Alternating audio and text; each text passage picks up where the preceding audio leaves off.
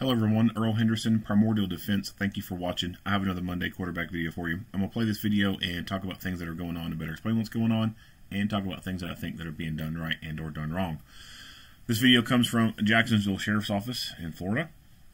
The video itself does not have a spokesperson. However, they do provide a couple of slides that give some basic information about what's going on.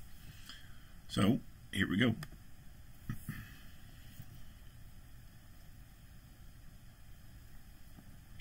Skip that.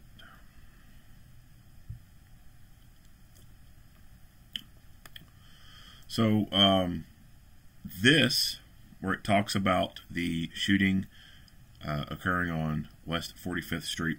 So, this entire incident, there's basically, in essence, there's three different scenes. One where the suspect vehicle, there was a shooting incident, the very beginning of it, which is what attracted the attention of the police. And then as far as police involvement goes, there's two different scenes. The first one is going to be at this West 45th Street, which no footage from that incident is included in this video. The second police involved shooting is what you'll see, and that's where the vehicle crashed out at. So this is just explaining that there was a shooting before the shooting, basically. I don't know why they didn't include this footage. It could be the officer had a body camera, but it was either batteries down on it, he forgot to turn it on, or he just didn't have one. Or it could be that because no one was injured or hurt, they decided that they didn't need to add that footage to this, and they were just going to make it very short, sweet, and simple, and just do the one where the people died at.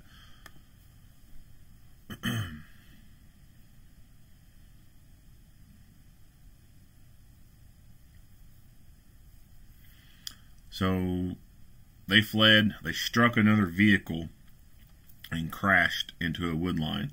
And this wood line that they crashed into is like right up on the fence of the zoo. So there's a news report talking about, they were interviewing people, and the people said that they were at the elephant exhibit, which I guess is pretty close to where this happened, and they could hear all the gunshots, and the zoo was having to go into lockdown mode and telling people to shelter in place and stuff like that. So they got pretty close to the zoo. I don't know what the fence is like. I don't know if them crashing into the fence would have affected anything. I kind of doubt it. I'd imagine that, you know, the construction of the zoo fence and their layout and everything would prevent any animals escaping in the event someone crashes into the outside wall, but you never know. Move it up, move it up! Now, at this point, or up until this point, they said that multiple verbal commands were given to the occupants in the vehicle, and they refused to come out of the vehicle. How long they spent trying to give verbal commands, I have no idea. Those details weren't given. But they did make an attempt to call out to them and have them come out of the vehicle, and they never came out of the vehicle. So this is them going to the vehicle. Hey, I'm moving it right there! Let me see your hands!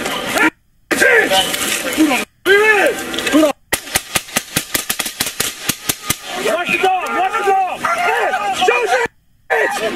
Go hard!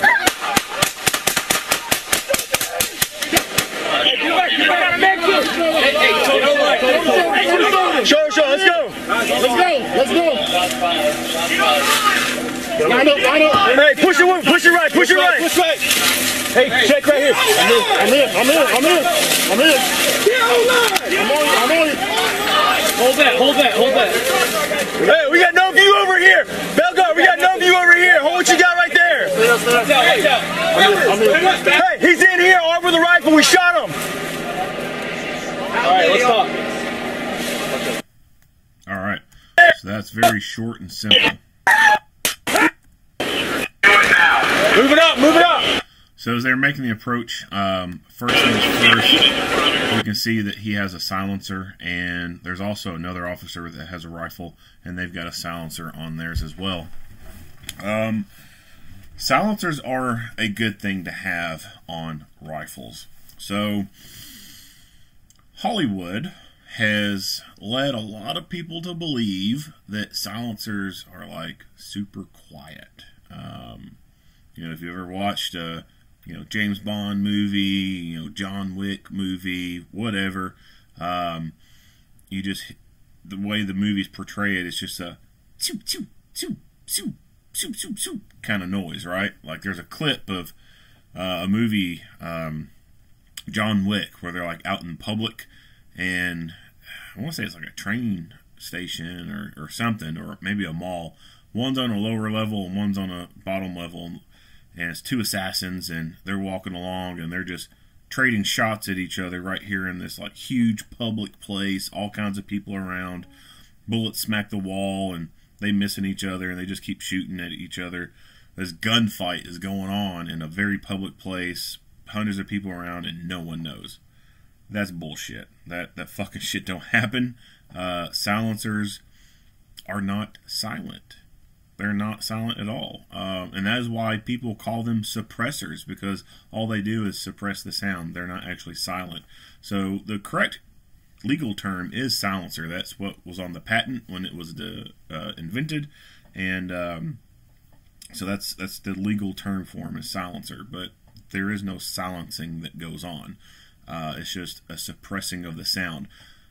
They're like a muffler, in a sense, for a car. So, I'm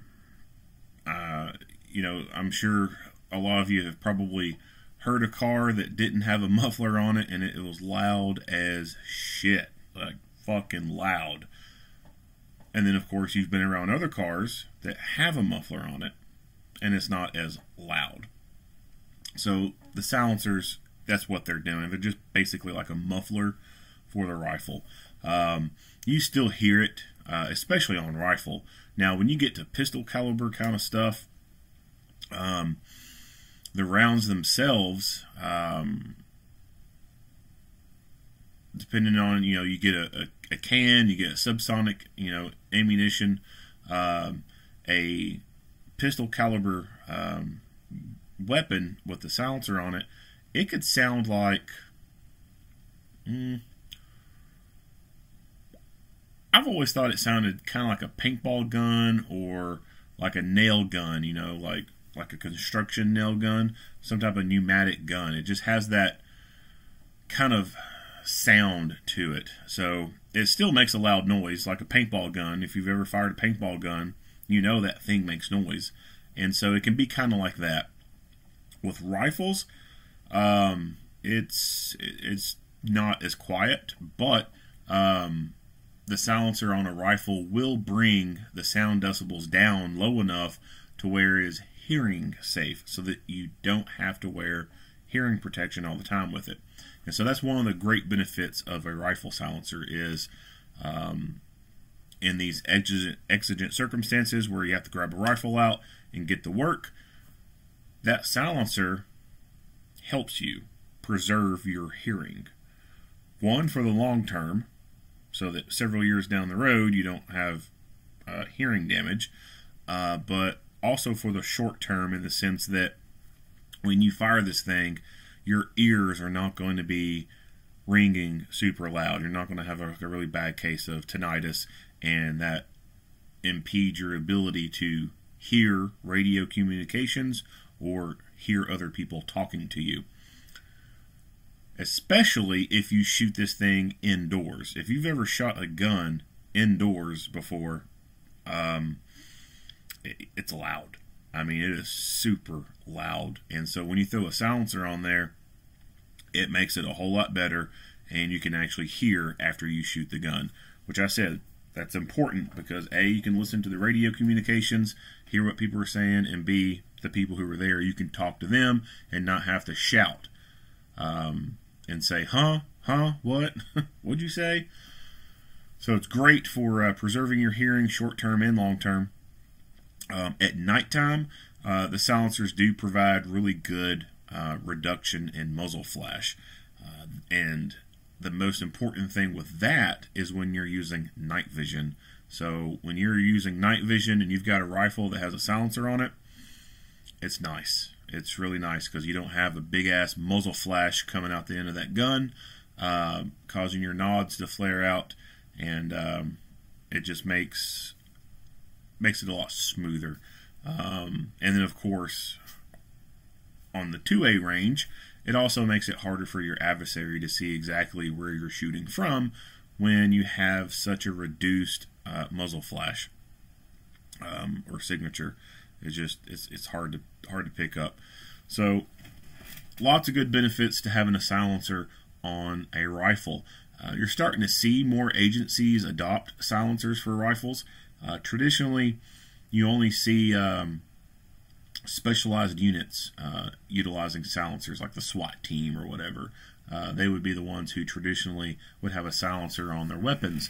Well, now you're starting to see regular patrol guys in some places have silencers. Now, I don't know this particular officer right here. I don't know if he's a regular patrol guy or if he's part of a SWAT team or whatnot. I have no clue on that. But there are some just regular patrol officers who have silencers on their rifles, and that is a good thing.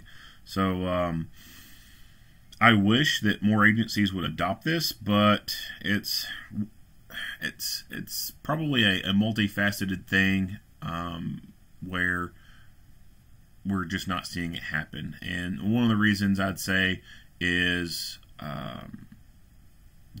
the administration. They just don't know about this stuff. They don't understand the silencers. You know, they've probably, you know, never played with one, never been around one being fired. They don't really understand the pros and cons of them and all the pros that come with it. And they may just think it's something that they can't easily get, or it's just something they can't get. It could also be same thing, administration, but a different mindset. It could be that they believe, well, we can't get these because, you know, public perception. Only assassins use silencers.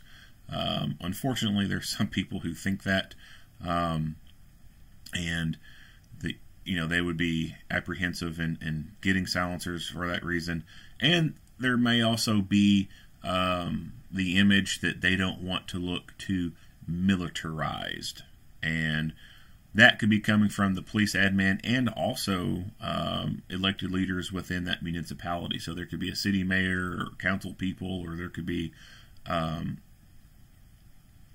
legislators or something like that who have some influence around the agency, and they may have some opposition to an agency acquiring silencers. They may say, well, that's military stuff. Why do our police officers need military things? Our police should not be militarized. So those could be some roadblocks. And then budget issues. That could be another thing with why some of these agencies aren't able to get silencers. They do cost a little bit, but they're not super expensive.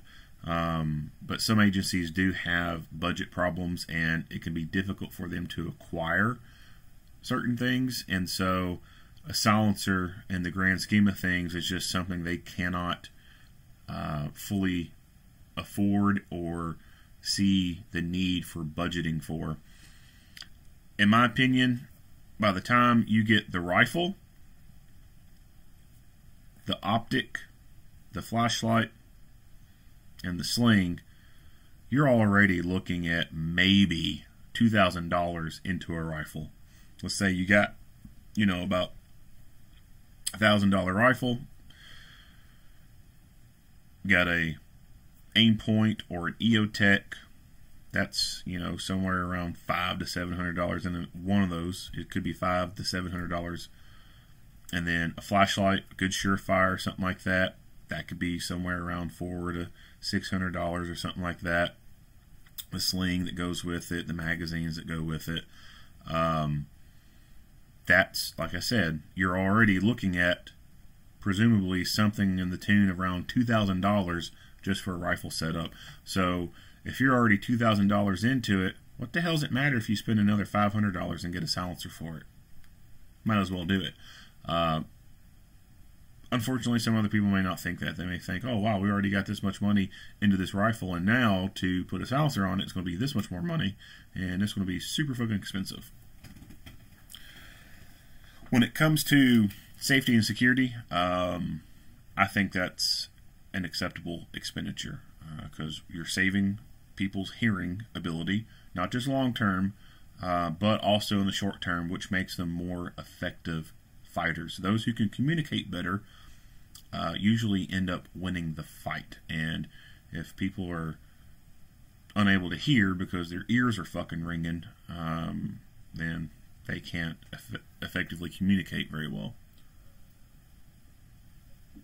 So silencers are a good thing to have, and you should look into getting them. Now, as far as like regular citizens getting a hold of silencers, you can still get silencers. However, it is a long process. An agency can get them, you know, overnight, basically. Citizens, you're going to be waiting damn near a fucking year to take possession of a silencer. So you could buy a silencer today, get online, find one, put in your credit card info, select what dealer you want it to go to, or let's say you go to a gun shop, right, and they got a silencer there. Go in there, pay for it, do your fingerprints right inside there on the kiosk, take your passport quality photo, do every single freaking thing there that you need to do. Let's say they even put you on the computer and help you set up your e-form thing, whatever. One-stop shop, right? Do it all in one day. You're not taking that silencer home that day. Not happening. One, those fingerprints and stuff go off to the ATF, FBI. They start doing all their background checks on you and everything. And the ATF sits on it for a very, very, very long time. There's been people who've reported waiting damn near 2 years just to be approved to take their silencer home with them. Already bought and paid for, they just can't take possession of it until the ATF says you're good to go. Generally, it's about a year for most people to take a silencer home with them. And then there's like those random people who are like super lucky and they get approved within like 60 days or some 90 days or some crazy shit. Like, come on, man, like come rub up on us, give us some of that luck. But yeah, you're going to be waiting a while for the silencer. The silencers are regulated under the NFA Act, and it's the same law that regulates machine guns. So that falls into that, and the ATF, they purposely drag their feet so that they make it hard on citizens to be able to get these things. But they're nice, like I said, they're really nice. The only negative thing to silencers, in my opinion, it can be the gas blowback that you get, because it just adds so much pressure to the system that you get a lot more gas that comes out of the charging handle area and goes back into your face. So that can be a little bit of an issue. And then the things get hot really quick. So, you know, if you go shooting, you're going to have to let that thing cool down before you put it back in your gun case with foam in it, because it's going to melt that shit. You can get silencer wraps to go around it. It's made out of like Kevlar and other fire retardant stuff, so that can help, you know, you put your gun and silencer away after shooting kind of quickly. And if you have it slung on you after shooting, it's also good to have a cover on it as well. That way, if that muzzle presses up against your leg, then it's going to save your leg from getting burnt. And also the mirage effect that it can create when you're shooting a bunch of rounds to the silencer, that can cause some visual issues when you're looking through the sights or using a laser or something like that. So that the wrap that you can put around the silencer can help mitigate some of that. And then depending on what kind of silencer you get, if you get one that's not user serviceable, then over time there can be a lot of buildup inside that silencer, and there'd be a lot of degradation in its effectiveness. So over time it just isn't going to be working very well.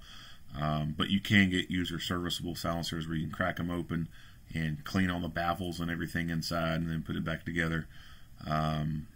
And if you were to have a baffle strike or something like that, then you could easily do some repairs. Whereas if you don't have one, you basically got to send the thing off, and then there's going to be a bunch of paperwork involved with that. And then you'll be sitting and waiting for that damn thing to be repaired before you have it sent back to you and then be able to put it into play. Anyway, enough on silencers. I feel like I've talked enough about silencers. So they make the approach on this vehicle, and we can see that the vehicle is on its side. Hey, I'm moving it right there! So, as you can see in the video, the top of the vehicle is facing this way, and the bottom of the vehicle is facing that way. It looks to be a Charger. Looks like it's got the 2016 and up, or 2015 and up rear body style. So unfortunately they've ruined a really nice car. When you think about incident command and resource management and risk mitigation, you want to do things where you reduce the risks of people being hurt and or destroying equipment, losing assets. So from that mindset, the dog is an asset. It is a resource, right? It's not a person. It's a tool, just like a hammer or something like that, or a vehicle. There are certain risks that come with this line of work, and the risk of being shot is, of course, one of those risks. Sending the canine after people, there's always that potential risk that someone could have a gun that could turn and shoot the dog. Going in a building search, having the dog search a building, there's a risk that that dog could be shot. And that's partly why we have the dogs. Because in those kind of scenarios, if someone was in a building armed with a gun and the dog is searching for him, then hopefully they just shoot the dog and not the humans, right?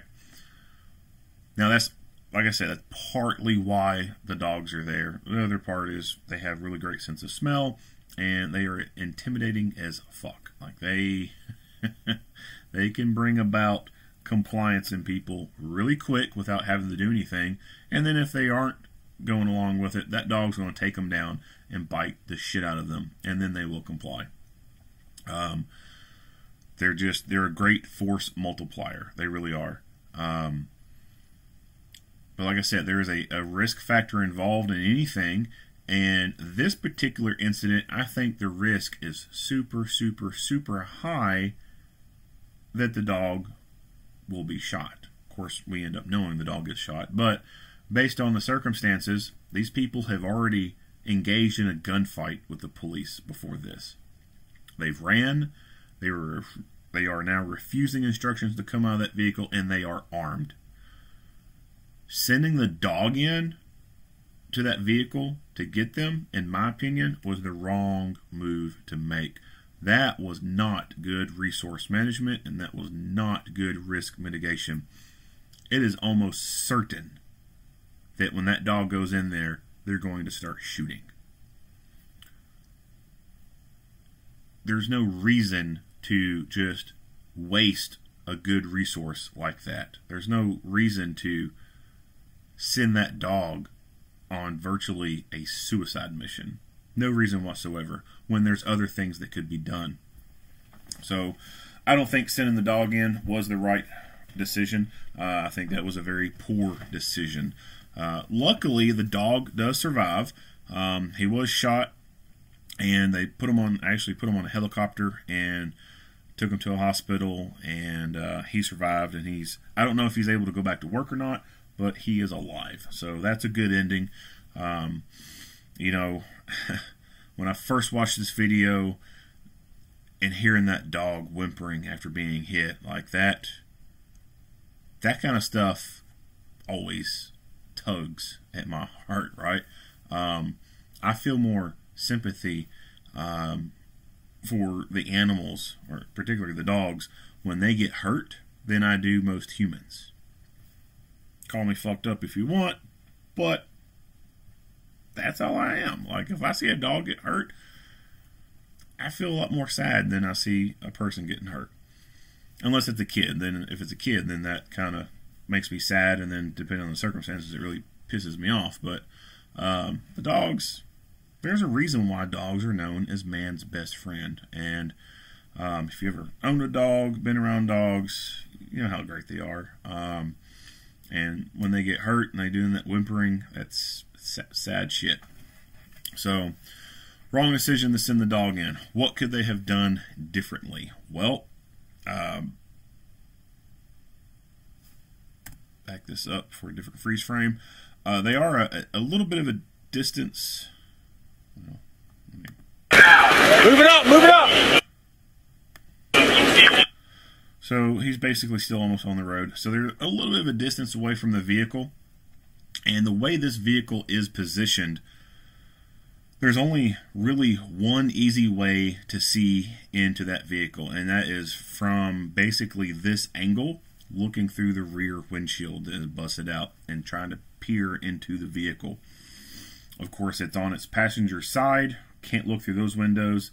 You can't really look through the driver's side windows because those are pointing towards the sky, and the front windshield is into the woods and is spiderweb pretty good, and is pointing in the direction that no one's going to be able to get from that angle anyway and look in there. So from this position here, this is where a pair of binoculars or a magnification on a rifle would come into play, being able to look from a distance into that vehicle and see what's going on. Positioning a patrol vehicle right here on the road, having someone being able to take a position of cover. If it's a rifle that has magnification on it, set that rifle up and have that person on quote-unquote overwatch, looking into that opening right there, able to see targets and then engage targets if need be. So if it's not like an actual scoped rifle, then maybe someone's got a magnifier behind it, like the EOTech or Aimpoint or something like that, and that could be utilized to peer into it. Or if they got a pair of binoculars, they can use binoculars and kind of watch that and see what's going on. And then while they're doing that overwatch, watching the back of this vehicle, a team could approach from this side over here. And they could approach from this side over here to the left and go towards the vehicle and not be seen, because the bad guys are not going to be able to look through the undercarriage of the vehicle and see anybody approaching. So that team could make an approach to the vehicle, and from there they could utilize mirrors to extend a pole with a mirror on it past the bumper there, tilt it around, see what they can see through the rear windshield area, or deploy it over top of the side of the car and look down through the side windows, assuming side airbags aren't obstructing the view.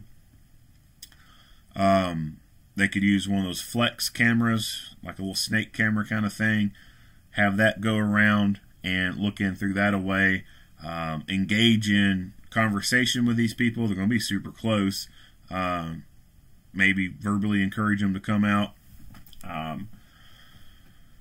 At that point, if they're refusing to come out, and they can get visual on them, if they can get visual on them and tell that they are able to move, they are able to get out, they're just refusing to, then from there they could go with some options. Or if they can get a visual inside that vehicle and see that they're fucked up from the car wreck, like they're all jacked up and they're not likely to be fighting, they're just all messed up, then that could change how they make the approach into this kind of situation here.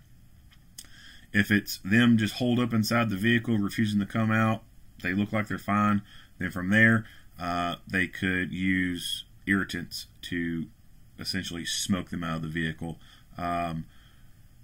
So that could be done either close to the vehicle by that team that gets up there, or it could be done from the roadway. So from the roadway, or even up close, you know, they could use a paper ball gun, just basically empty the whole fucking hopper into the interior of this vehicle and have a bunch of OC powder floating around inside of it. They could launch a munition into the back of the vehicle, you know, pop off a flashbang, potentially, pop off CS or CN into there. They could, if they were up close, take a riot can and just hose the inside with OC and basically, like I said, smoke them out, so to speak. You know, they're not going to want to stay in there with all that stuff. They're going to try and get fresh air, so that would cause them to crawl out of the vehicle. And another way, and I forgot to mention this, another way to be able to see inside the vehicle, some agencies are embracing the use of drones. So a drone could have been flown closer to the back of this vehicle to peer inside of it or fly over top of it and try and look through the side windows, or even position itself to the front windshield to try and see in through that way. But I certainly think that irritants could have been utilized to smoke them out, so to speak. If it looked like, you know, they were going to be fucked up from the wreck and injured, it's on its side. It's going to be hard for them to get in there and get access and do anything with them. So at that point, you know, the possibility exists of having a rowback on scene and extend the cable all the way to the vehicle, hook up to it, and just drag it out of the tree line and have it hopefully fall first and then drag it. So rollback operators, they can do a lot of great stuff, especially a good one. So they could, like I said, attach cable to it, drag it, let it fall on all four tires, and then drag it out of the tree line, and then access the vehicle through the doors normally, like they would.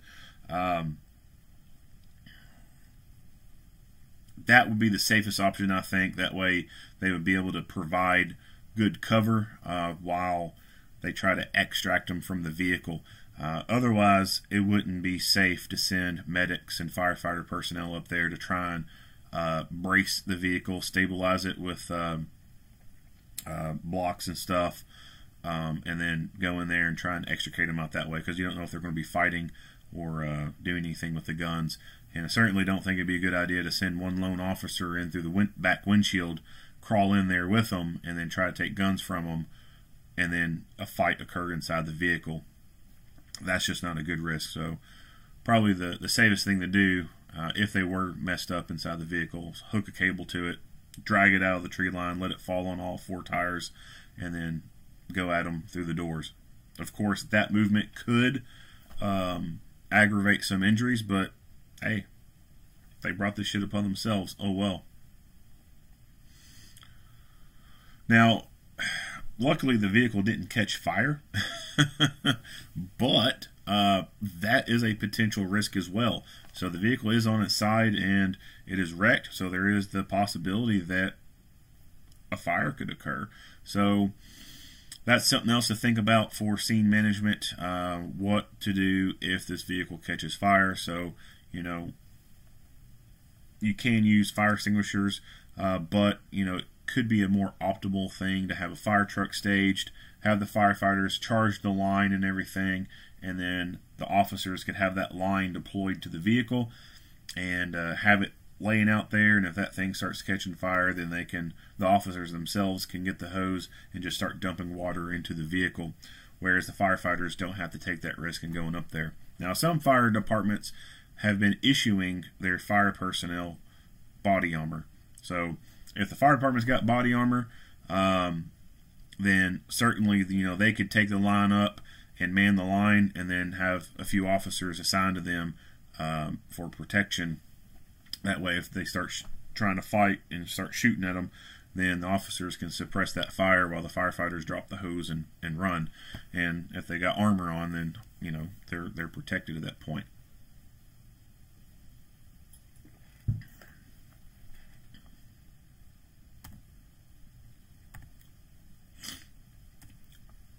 There! Let me see your hands!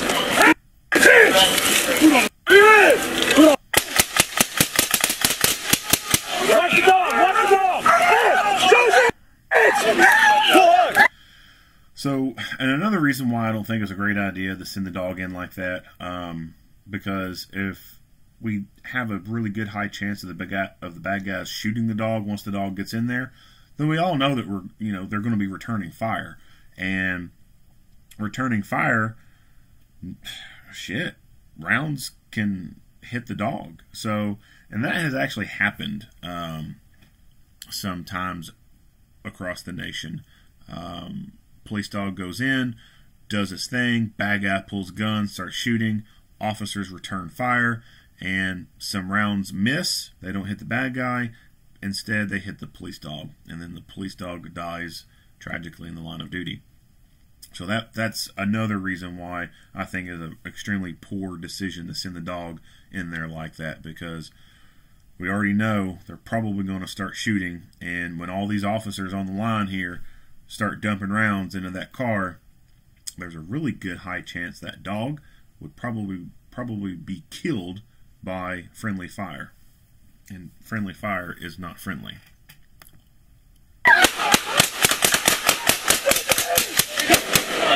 So something interesting is going on with this guy's weapon here. It looks like his flashlight, or his weapon light, has fallen off of his gun.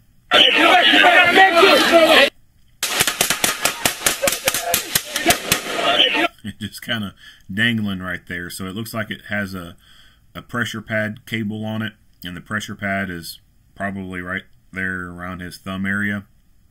And so it's just basically, at this point, tethered to the rifle. Hasn't fallen all the way off, but it might as well have fallen all the way off, because it's not effective at this point. Now, luckily, it's daytime, and he could make use of his sights with the sunlight. But if this was purely at night, then he would be at a severe disadvantage, because he does not have a weapon light on that rifle anymore. It's just dangling right there. So this brings up the topic of checking your shit at the beginning of shift, or at least doing monthly equipment checks, making sure screws are tight, everything's good, nothing's loose. If it is, tighten it up. Looking for cracks, basic stuff, right? Ideally, it would be great if you could do this every single day before work. But we know that's most likely not going to happen. But it should check this stuff all the time. You should be getting into the routine of checking your equipment before you put it on, looking at your duty belt, looking at the pouches, looking at the attachment points, seeing that they're good. Your holsters, even for concealed carry people. Every time you get home and you take your gun off, you take your holster off, you need to take a look at your holster. Tilt it, let the light hit it, see if you see any cracks at certain stress points or anything like that. You got a concealed holster with the belt loops on it. Check those loops, make sure they're not dry rotting or anything like that. Checking the struts on there. If you have like a tuckable holster, check the struts on it. See if there's any stress cracks or anything like that in around where it's screwed into the body of the holster. Check out the body of the holster, make sure there's no cracks in it that could split even further and the thing come apart. Check the screws, make sure they're tight, all that good stuff. Like, check those things. For police and security, again, your duty belt, you should be checking your duty belt, looking at those attachment points, checking out your holster, making sure the screws are in tight, they're not loose, anything like that. Checking your guns, looking your guns over, making sure there's no cracks on them. any attachments on there, you know, making sure that stuff's good. If you got red dot sight on there, check those things, make sure they're on tight. Your rifle, so you know, your rifle, going through your rifle, checking to make sure the attachments on there are good, the screws are tight, your sight's good. You want to do these preventative maintenance check things on your equipment so that when you notice something is wrong, you can fix it right then and there in a cool, calm, non-stressful environment where nothing critical is going on. You have the time to fix it. You have the time to make it right. If you don't do these checks, then in a situation like this, where the shit has hit the fan and you're being fucking shot at, this is not the time that you want to find out that the screw on your flashlight is loose and then your weapon light falls off. That sucks. Like I said, lucky it's daytime. If this was nighttime, this guy would have been screwed. He would have had to have resorted to taking his flashlight off his belt and using a flashlight with his rifle in a basic low light tactic. You know, whatever technique he wants to use, he's going to have to do that with a flashlight in hand. And when you do that, you take away a good point of contact on that rifle. You're not able to grip that foregrip on that rifle anymore and get a good solid point of contact on there.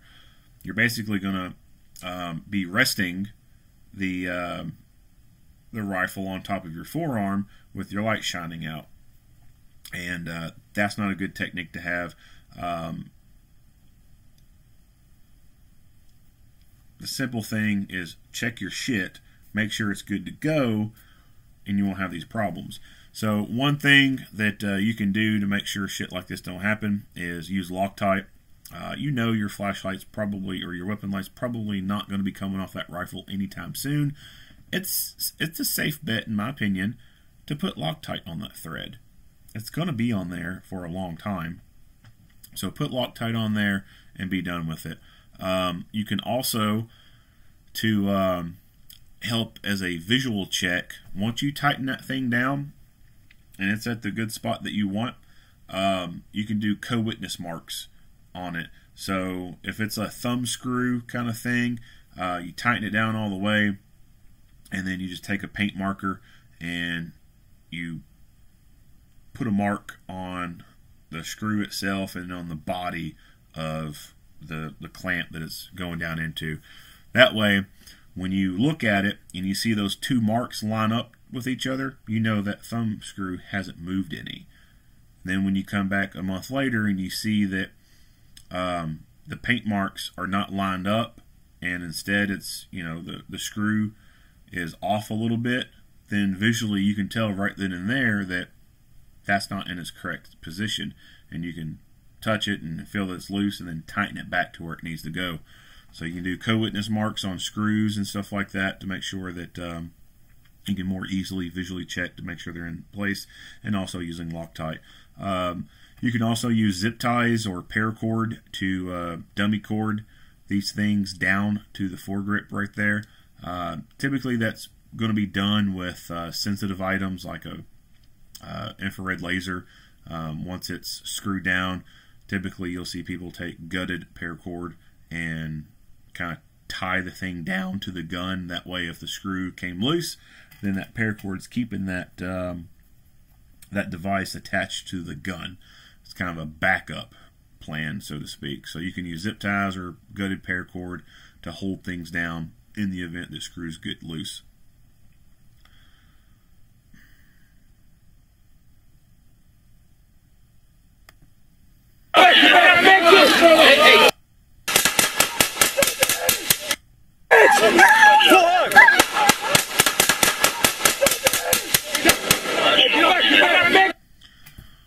So we see a lot of rifles, which is good. So rifle, rifle, rifle, rifle.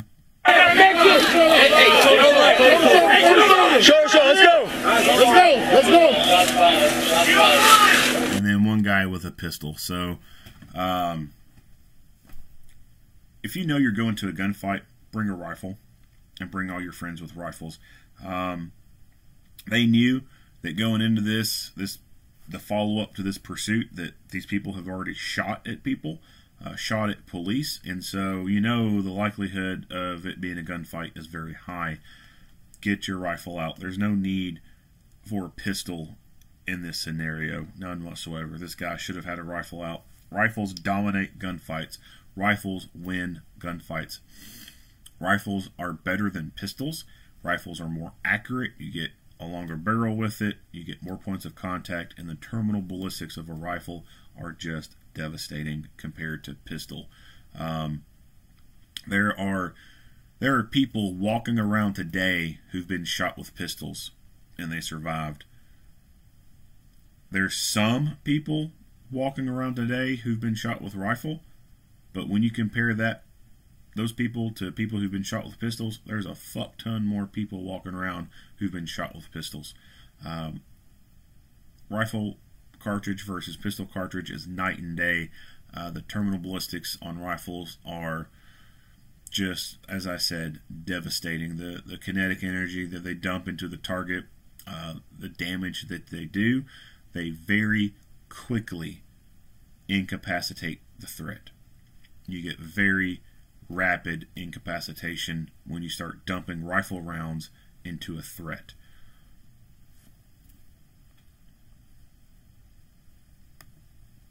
Hey, push it right, push it right. Push right.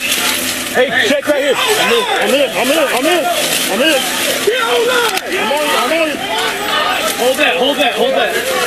Hey, we got no view over here. Belgar, we got no view over here. Hold what you got right there. Hey, he's in here over the rifle. We shot him.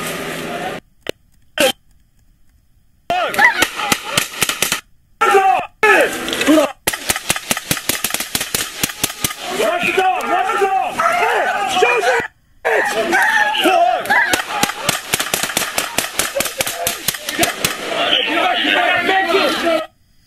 Med kit. All right, so we'll talk about medical and then we'll be done with this. So,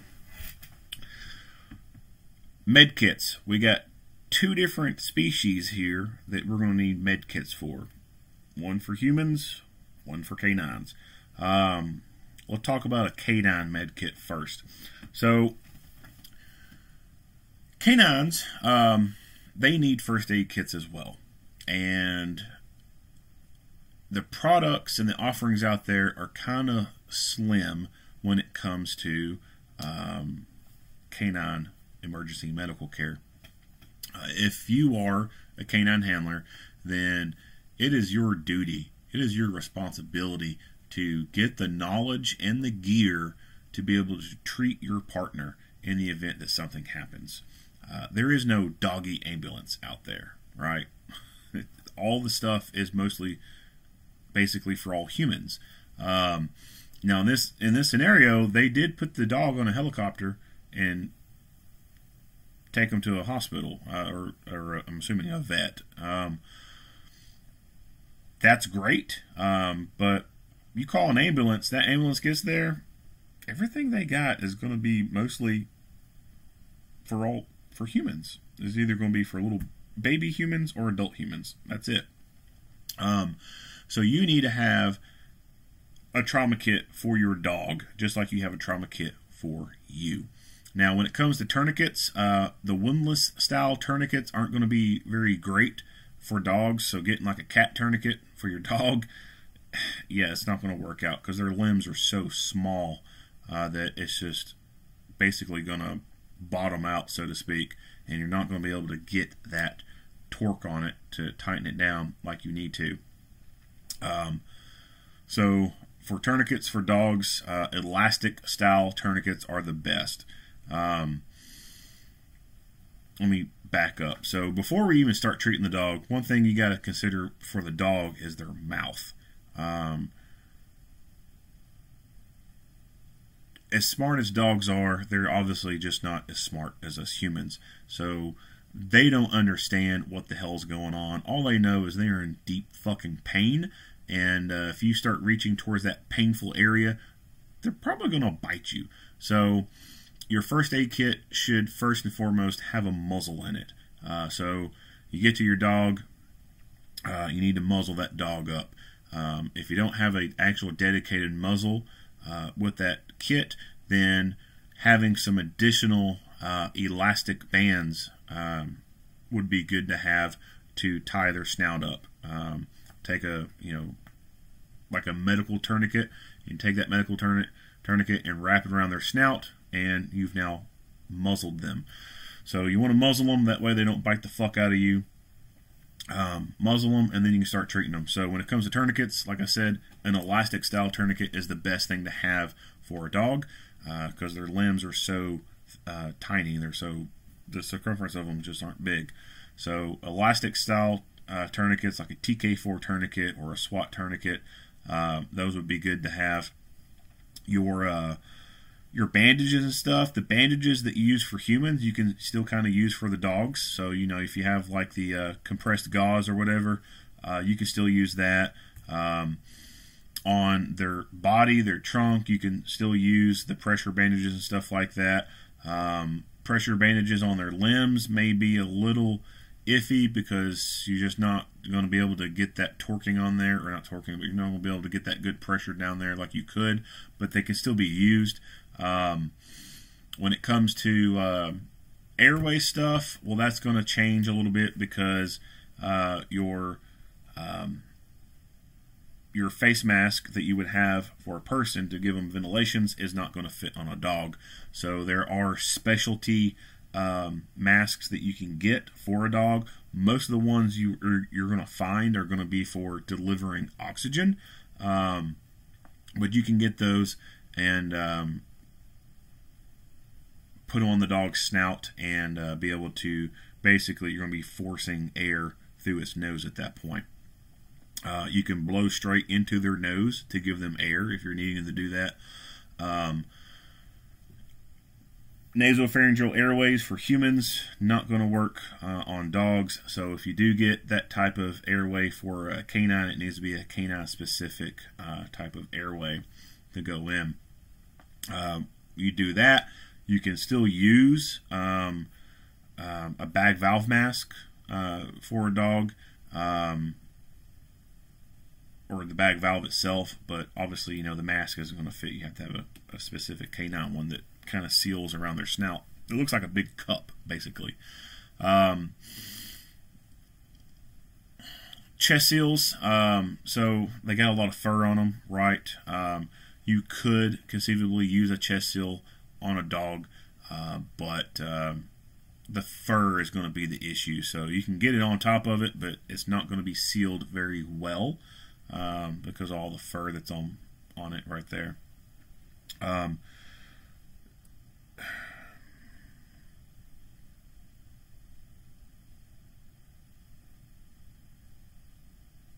Knowing the anatomy of the dog, so where to find its pulse at and how to give it CPR, you need to know how to do that as well. At that point, if it's to the point of you having to provide CPR to the dog, might as well consider it gone. The type of care to give the dog would be to stop the bleeding.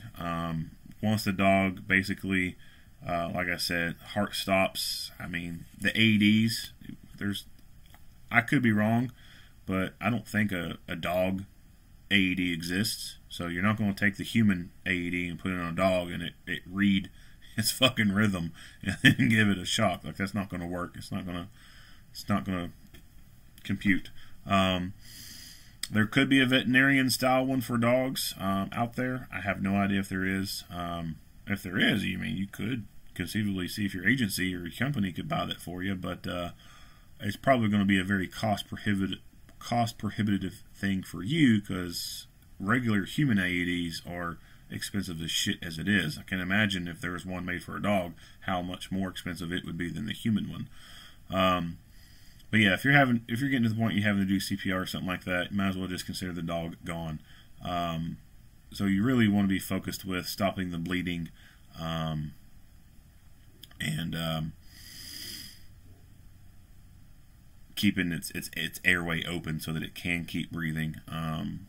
and then go from there and get it to the vet as quickly as possible. And they're the ones who are going to be able to do the most care for that dog.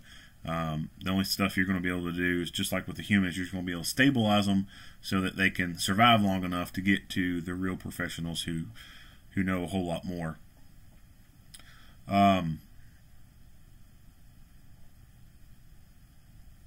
As far as human med kits go, so obviously that's where you're going to have a whole lot more options and a whole lot more reading material out there, so to speak, to be able to brush up on and become more knowledgeable of that. There's going to be more stuff for humans that you're going to find versus for dogs. When it comes to trauma kits for humans, I am a firm believer that you should have that stuff on you. Don't keep it in your car. Don't keep it in the trunk. Don't keep it up in the cab. Keep it on you. Now, does that mean that you can keep every single thing on you? No, you can't. So, what that means is basically two different styles of trauma kits. Your on-body kit and then your supplemental aid bag kit. So, the stuff that you carry on you. That can be as minimalist as a tourniquet. And if that's all you're going to be carrying on you, then great. Make it a tourniquet. You can also carry a tourniquet, pressure bandage, compressed gauze, stuff like that in a pocket and it not take up a whole lot of room. You can get a medical ankle holster and put a tourniquet. You can put a cat tourniquet in there. You could put chest seals in it. You can put a pressure bandage in it, decompression needle in it, nasopharyngeal airway in it, and have it wrapped around your ankle. And it doesn't take up a whole lot of room, and unless you're wearing skinny jeans or real skinny pants, no one's going to notice that you have it. If you have outer carrier vests and you're allowed to put, whatever pouches and shit you want to on there, then you most definitely are able to have the best badass trauma kit you can on your person, because you can carry a freaking IFAC pouch on there. So you've got your on-body carry for medical gear, and then to supplement that, you'll have a trauma bag that has to stay in the vehicle. Obviously, you just can't carry a trauma bag all the time. It's kind of cumbersome, just like the rifle, Like the rifle is what we want, but realistically, you're not using the rifle every damn day. You're not using the first aid kit every damn day, so there's no need to carry that all the time, and it just gets in the way of things. So your supplemental stuff you will have to keep in the vehicle, but you need to think about how you keep it in the vehicle. If it's going to be in the trunk, it needs to be on top of everything else. It does not need to be buried by a bunch of shit. And ideally it needs to be in one same spot. So on top of stuff and either far to the left or far to the right in the trunk space. Or you have it up in the cab of your vehicle. It either rides shotgun with you in the passenger seat, or you can have it right there in between the seats, and it'd be quickly reachable. And it needs to be on top of stuff. It shouldn't have a bunch of stuff buried over top of it. And the trauma bag, it can have extra tourniquets. It can have extra gauze in there. It can have extra airways in there. It has all the extra stuff that you would want. The stuff that you carry on you is going to be very minimal, and it's only going to be able to realistically treat one person. I'm a firm believer that if you carry a gun, then you should carry medical gear as well. If you're going to carry the tools to induce trauma, you should carry the tools to reduce trauma. If you carry a gun, then you should recognize the fact that you could be involved in a gunfight. Gunfights are two-way events. That means bullets come towards you and you could be hit. So you cannot have this mindset of relying on an ambulance to get there in time. Response times for ambulances can be like 7 minutes at best. You will bleed to death in 90 seconds from a femoral artery hit. There's no ambulance in the world that has a response time of less than 90 seconds. Just does not exist. So it's going to be several minutes before anyone can get to you. You need to be able to treat your traumatic injuries right then and there versus 7 minutes later. Because by the time they get there, you could be dead 5 times over. And there's not a damn thing they're going to be able to do to bring you back. So you got to have the tools and you got to have the knowledge. The knowledge is one of the most important things. You can still have this stuff too and not have all that intricate knowledge. So if you don't have a lick of fucking first aid training, trauma training, whatever, still go buy medical gear. Just because you don't know how to use it doesn't mean that someone else on scene doesn't know how to use it. Carry that medical stuff on you. Carry the tourniquet. You have no idea how to use a tourniquet. That's fine. That's cool. Well, it's not cool, but it's fine. Still, carry that tourniquet on you. Someone else may know how to use it, and you can hand it to them, and they could put it into play. But knowledge is key here. Just like with carrying a gun. You just don't carry a gun and go forth and conquer. You have to have some knowledge of that gun. You have to know how it works. You have to become good with your skills and your tactics in using that gun. Right? You got to go through firearms training. Same with your medical gear. You need to get training for that stuff. At a bare minimum, what a lot of agencies do and what a lot of companies do is they just have people take a CPR, AED, first aid class, and they call it quits. That is a decent amount of information to have. However, it is not what you want to treat traumatic injuries like gunshot wounds and stab wounds. You're going to want a trauma-based kind of training class that specifically goes over the use of tourniquets and chest seals and nasopharyngeal airways and stuff like that. A CPR, AED first aid class, the first aid stuff is very basic and it's very watered down. So the first aid stuff and like American Red Cross, it goes over like environmental emergencies, heat strokes, heat exhaustion, hypothermia, frostbite, stuff like that. It goes into what to do if someone gets poison ivy, gets stung by a bee, how to assist someone with administering their epinephrine pen, how to assist someone with using their inhaler if they have allergies or asthma or something like that. Goes into how to recognize, like chemical spills, how to, if someone gets a dry chemical on them, how to clean that off, wet chemicals, what to do with that.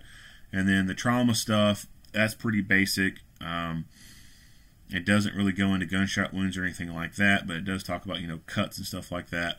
But it's just not very in-depth or anything like that. Certainly not enough to be very proficient at dealing with gunshot wounds and stab wounds. So you want a more trauma-specific type of course to learn those skill sets.